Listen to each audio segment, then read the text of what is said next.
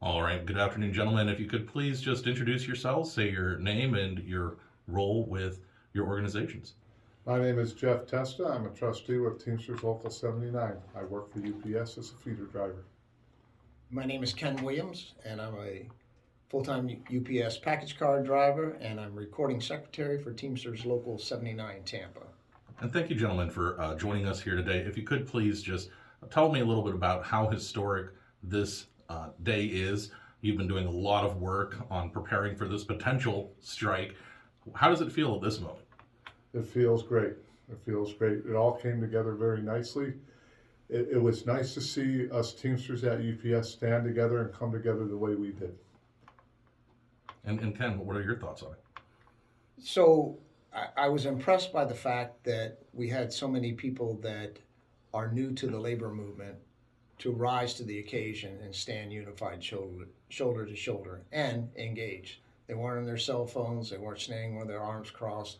They were actually listening to the message and paying attention and engaging us with questions of their own.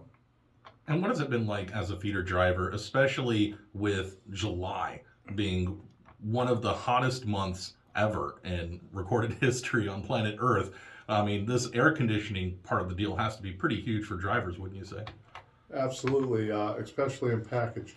Package car drivers have no air conditioning in their vehicle whatsoever. We drive with our doors open, and the breeze we got coming in is all we have cooling us off. We have to make sure we stay hydrated throughout the day with the amount of the loads, the weight of the packages that have gone up through the years. And every summer has been hotter than the last, and every one has been the hottest one on record.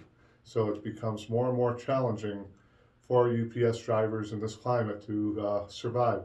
Air conditioning was a great gain with this contract.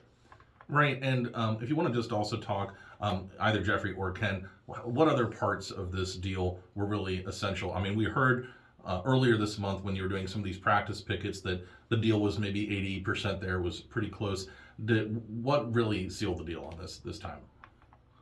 What sealed the deal is the wages for the part-time workers.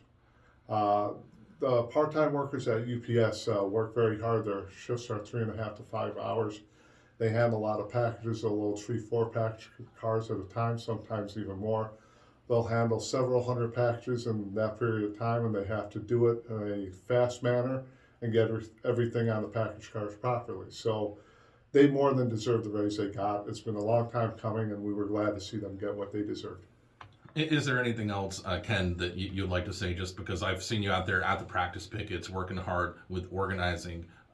What has that been like, and what do you think that this is going to do for your organizing moving forward?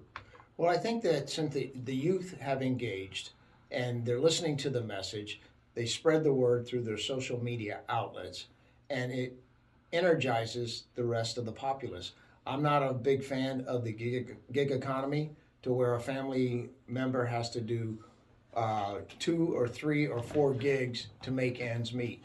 You know, we see it on a daily basis as a package car driver where dad's working the day shift, come home, hand off the reins, and mom goes out and works a night shift.